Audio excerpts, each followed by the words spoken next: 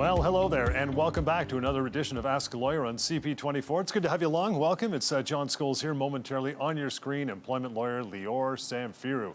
Always reachable, as we tell you off the top. Make that phone call. You may be at a point where it's like, I don't know what to do here.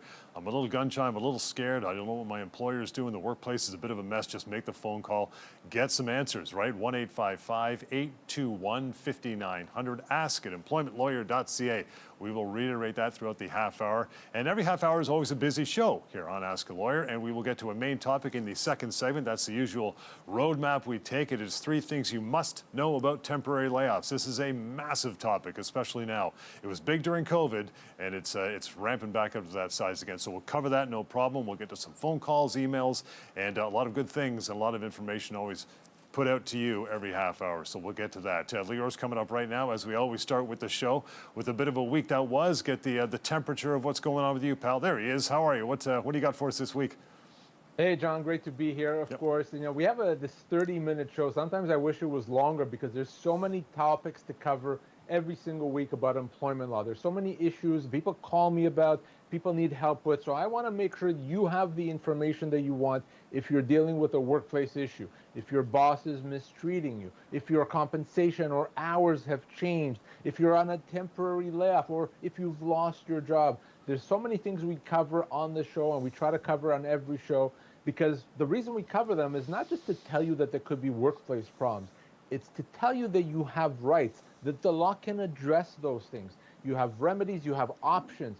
We want to tell you about those things, so tune in to find out exactly what to do if you're facing a workplace problem. But of course, this is just, as I said, a 30-minute show beyond the show, so we can connect privately, so we can have that discussion. I can roll up my sleeves and help you. You can reach me in the office, and that contact information will give that to you throughout the show. So stay tuned for that. But let's start with the case of the day, something that I think will potentially resonate with others because it's not that uncommon. I got a call from a gentleman who was let go after about 2 months of employment. He was in a fairly senior role, making 6-figure salary, and after 2 months, the company decided it wasn't the right fit, and they let him go. No mention of severance, no offer of severance. They figured, hey, he's been there for 2 months. He's not owed anything. Well, we spoke about it, the gentleman and I. I looked at his employment agreement. There was no probationary term. What does that mean? That means he is owed severance. I assessed him as being owed 3 months severance. Yes, 3 months, even though he only worked there for 2 months. But guess what? That's not the end of the story. As I talk to him more and I dig into it a bit more, I find out that he was actually recruited away from his previous job, where he worked for about 5 years. Company contacted him through a headhunter, convinced him to apply and leave, and now 2 months later they let him go. Because he was recruited away from another job, he's now owed enhanced severance that recognizes the time he had with the previous company. So instead of 3 months severance, he's owed about 8 months severance. And keep in mind, this guy only worked for the company for 2 months. So very important lessons here. Number one, just because you just started a job does not mean you're on probation. Probation is not automatic. You're only on probation if you sign an employment agreement that explicitly says you are on probation. In this case, he didn't, so he was owed severance. The second thing to remember, of course, that short service employees still get severance. In fact, they get a substantial amount of severance. And finally, the last point to take out of this story is, if you're recruited away from another job and then you're let go, things don't work out, you could be owed enhanced severance that recognizes time with the previous company. All those are such important things. And if he hadn't called me, he would have thought he's owed nothing because he just worked for 2 months. He's owed 8 months pay. I'm going to help him get that. So really, anytime you're let go, 2 months, 20 years, whatever the situation, we need to talk. All right, Lior, you always set the table nicely, get us warmed up, and usually at this time of the show we get into a viewer phone call, which we're going to do, so listen up. Here's the first one of the show. Here it comes. I am a professional software salesman. I work for a Canadian subsidiary of an big American software company. 5 years in, I have a base salary and a commission. Always made my numbers, my quota, and they have just told me that they want to double my quota and give me a national sales territory. I have to sell twice as much as I previously did to make the same amount of money, and it's kind of take it or leave it. Well, here's the thing. This is a classic example, essentially, of a pay cut, right? Because that's what they're doing. They're making it twice as hard for him to earn his money. So if he continues working the same way, he'll make half the money he was making. That's a pay cut. That's illegal. That's a constructive dismissal. Your employer cannot make such significant changes to terms of employment. If they change the compensation structure in a way that now you're not going to make the same amount of money, that's not legal, and that could result in a constructive dismissal. That means he could consider this change as a termination and get severance. He can't force the company not to do it, but he can absolutely force them to pay him severance. So the last thing we need to figure out, of course, is how much severance is he owed. For that, I'm going to show you how to do it. We're going to use the severance calculator. We'll go to EmploymentLawyer.ca, use the severance calculator there, and see what that gives us. So he's in software sales. He's been there for 5 years, and he's 62 years of age. Not offered any severance, except he is owed severance. And you can see right there at the bottom, he's owed 8 to 10 months, not days, not weeks, months of severance. That's how it works. You could do the same thing just by going to PocketEmploymentLawyer.ca, using that severance calculator, completely free and completely anonymous. All right, Lior, we'll keep it rolling here. We got to get into a short break now, but when we return, 3 must-know facts about temporary layoffs. That is on the other side, so stick around as we continue more Ask a Lawyer here on CP24.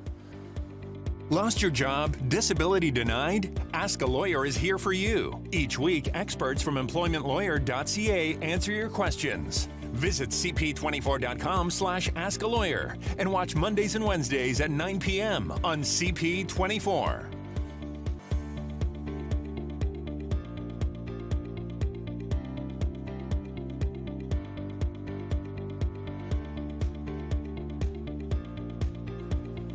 Alrighty, welcome back to Ask a Lawyer. It is main topic time on the show, but first I always give you the contact information to reach out to Lior and the team. Do it. Use the phone number. Use that email right there, 1-855-821-5900. Ask at EmploymentLawyer.ca and scan that QR code. That is handy as well. Gives you all the information you need. Okay, temporary layoffs, Lior, big topic. 3 facts you got to know. We could do 103, but we're going to cover 3 because we got a half hour of the show. Number 1, is it legal for your employer to put you on that temporary layoff? Can they do it? Well, I'm sure a lot of people are going to respond to that and saying, yeah, of course it is. Well, no, it's not. For most people, it's not legal to be put on a temporary layoff. An employer does not have an automatic right to do that. That, again, results in a constructive dismissal. It's a significant change to the terms of employment, and your employer cannot make changes like that. So if you're put on a temporary layoff, it's not legal. Even though the company says, oh, no, this is temporary. By putting you on that temporary layoff, it may allow you to consider your employment as being terminated, okay? Now, your employment contract has to be reviewed, but for many people, you may have the ability to consider it as a termination. Look at this for this example. If your employer is going to put you on a temporary layoff for 5 months, well, if instead of doing that, the employer said, hey, for 5 months, I'm going to reduce your pay by 50%. You would automatically know that that's wrong. They can't do that. Well, instead of doing that, they're reducing it by 100%. So clearly that's wrong. So no, in most cases, that is a constructive dismissal. Bad economy, tariffs, AI, whatever the issue is, they're still not allowed to put you on a temporary layoff in most cases. This is a very common thing, Lior, as you know. So if you are put on a temporary layoff, they come up and say you're going to be on one. How do you respond to it? So you have to make a decision. And the decision is this: do you accept that temporary layoff, wait at home, and see what happens? Maybe you're waiting a month, maybe 2, maybe 10, and see what happens, and then go back to work if you're called back to work, or not if you're not called back to work. That is option number 1. The second option is you can choose to consider your employment as being terminated and say, no, I'm not okay with this. You're doing something you're not allowed to do. I'm not going to accept that. Instead, now you have to pay me severance. Of course, that does mean you're not going to be going back to work in that scenario, obviously, because you're getting severance instead. But for many people, that may be better to get paid that severance. That could be as much as 2 years' pay in terms of severance, and move on to another job rather than be at home for months waiting for the phone to ring. So those are the choices. You accept, wait at home and see, or you say, no, constructive dismissal, I want my severance. If that is what you want to do, if you want that second option, call me before you do anything. So if you do accept the temporary layoff, because you're a team player, you want to be a good guy, so you accept it. What are the future repercussions of saying yes? This is where kind of the rubber hits the road, so to speak, because if you accept this temporary layoff, it gets worse. And what I mean by that is this. By accepting a temporary layoff, you've now potentially given your employer the right to do it again. Now, I've just told you, your employer does not have a right to put you on a temporary layoff in most cases. But if you accept that first one, potentially now they could do a second and third and so forth. So by doing that, you may create a situation for yourself where you go to work for a few months, you get laid off for a few months, back and forth, and you won't be able to do anything about it. So it's not a good idea for many people to accept that temporary layoff. You don't want to open that door and create that precedent. So constructive dismissal may be the best option. And again, for more information about temporary layoffs, so generally everything we talk about on the show, EmploymentLawyer.ca is always the first stop you want to go to before the phone call, even if you want. Speaking of phone calls, Lior, we got time for another viewer phone call, so let's get into that and listen up. I'm just wondering if all employers are obligated to provide severance packages, or are there any reasons maybe some small company is exempt? When you're negotiating a severance package, can something like pension and benefits be negotiated? Great question. So no companies are exempt. And the size of the company, the number of employees, the payroll size is not relevant. Whether you work for a company, 1 employee or 10,000 employees, if you lost your job, you are owed severance, full stop. The only time you would not get severance is if you've done something so bad that you could be terminated for cause. In other words, you stole, you hit someone, you committed fraud. Yes, in those situations, yeah, you could be terminated without severance. But unless you did something terrible, you have to be paid severance. And of course, your severance has to include all components of your compensation, your salary, your benefits, your bonus, your pension entitlements, etc., etc., etc. It has to include all components of compensation.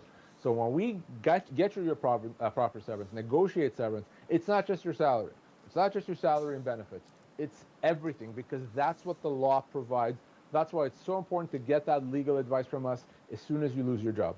It is time to take a short break. On the other side, Lior will put on his disability law hat. That's the other half of what the firm does. That's coming up on the other side of Ask a Lawyer right here on CP24, so stick around. Lost your job? Disability denied? Ask a Lawyer is here for you. Each week, experts from EmploymentLawyer.ca answer your questions. Visit cp24.com/askalawyer and watch Mondays and Wednesdays at 9 p.m. on CP24.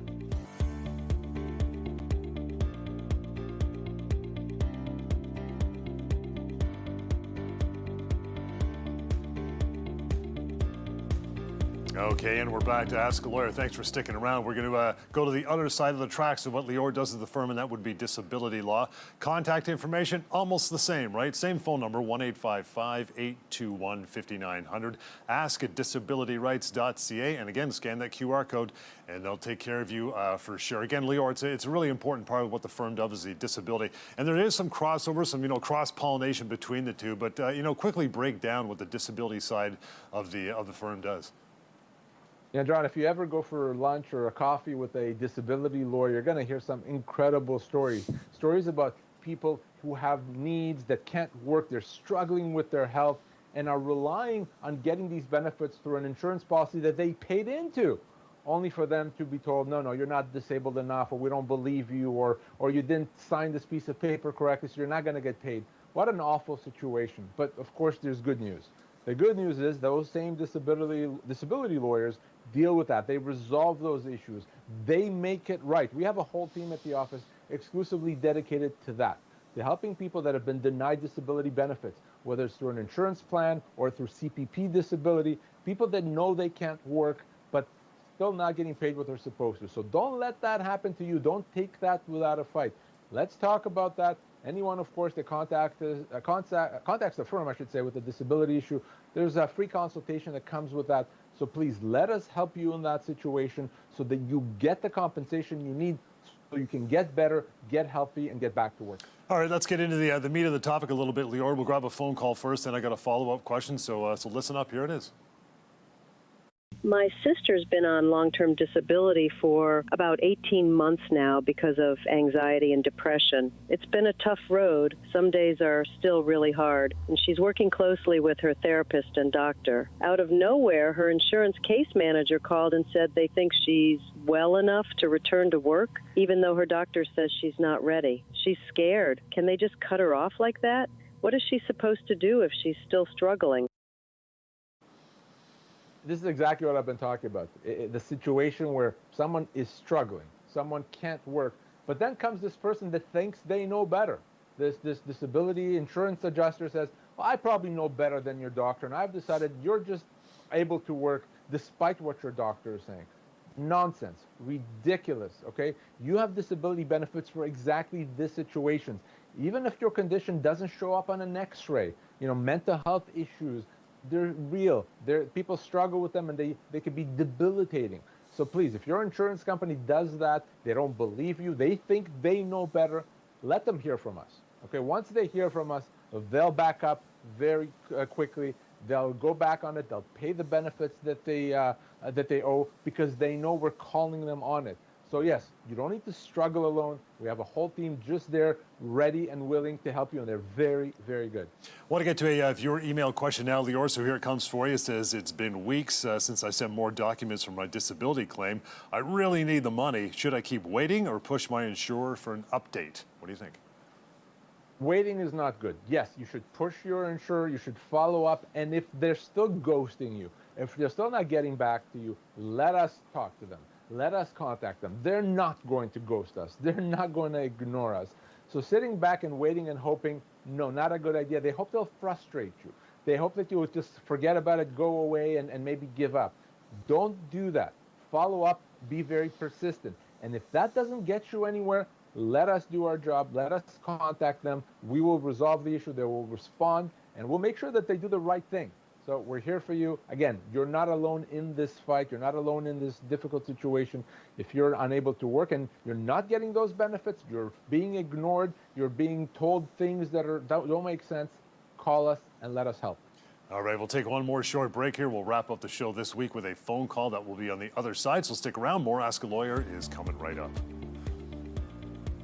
Lost your job? Disability denied? Ask a Lawyer is here for you. Each week, experts from EmploymentLawyer.ca answer your questions. Visit cp24.com/askalawyer and watch Mondays and Wednesdays at 9 p.m. on CP24.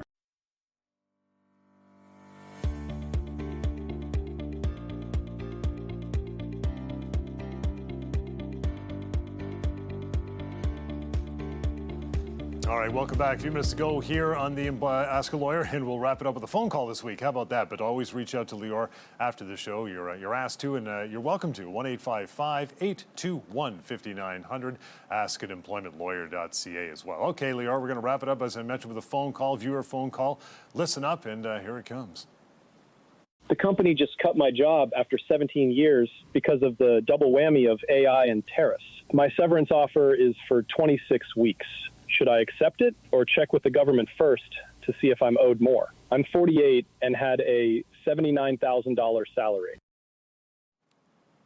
So, John, let's start with that last point. No, you cannot contact the government with respect to your severance. The government cannot help you understand or enforce your full severance entitlements. They can help you with respect to your minimum severance, which is only a small fraction of what you're actually owed. So no, when it comes to losing your job and your severance, government cannot help, not ever, and you should not go there for that. You have to seek some legal advice. Now, I've been hearing this very often. Companies may be struggling, maybe concerned about their business. There's AI issues, there's tariff issues, there's interest rates that are unpredictable, and that impacts businesses. And they may need to make a change because of that. But even in those situations, employment law doesn't go anywhere. Employment law doesn't change. An employer doesn't get a break or a discount when it comes to severance because the business may be struggling. And that's not how it works. An employer still has to pay the full severance, no discounts whatsoever. So this person was offered 26-week severance. The question is it enough? I want to show you how you can find out what he's owed and what you're owed. So easy to do. We can all go to pocketemploymentlawyer.ca, click on the severance calculator. We're going to do that right now and see what he's really owed. So we know that he's 53 years old, been there for 17 years in a technical role. He was offered 26 weeks, that's 6 months. Well, you see right there, the severance amount that he's owed, the real amount is 18 months, not 6 months, 18 months. So that's 3 times more than what he was offered. That's why you get legal advice. That's why you go to pocketemploymentlawyer.ca or call me. You want to make sure you get everything that you're owed. Quickly, Lior, is there a problem if someone says, yeah, I get that, Lior, but I'm still going to put a claim in with the Ministry of Labor just in case? Is that a problem? Huge problem. By putting in that claim with the Ministry of Labor, you're then prevented, legally prohibited from enforcing your full severance entitlements. You don't want to do that. You could be losing tens of thousands of dollars that you're legally owed just because you filed the claim with the Ministry of Labor. Don't make that happen. That is good to know, and we are done for the week. Thank you so much for your contributions through phone calls and emails. Here's how you reach Lior as we're on our way out the door, 1-855-821-5900. Ask at EmploymentLawyer.ca. That website, one more time, is pocketemploymentlawyer.ca. And anything else, cp24.com/askalawyer. We will take care of you Mondays, Wednesdays, 9 p.m. We'll see you next time.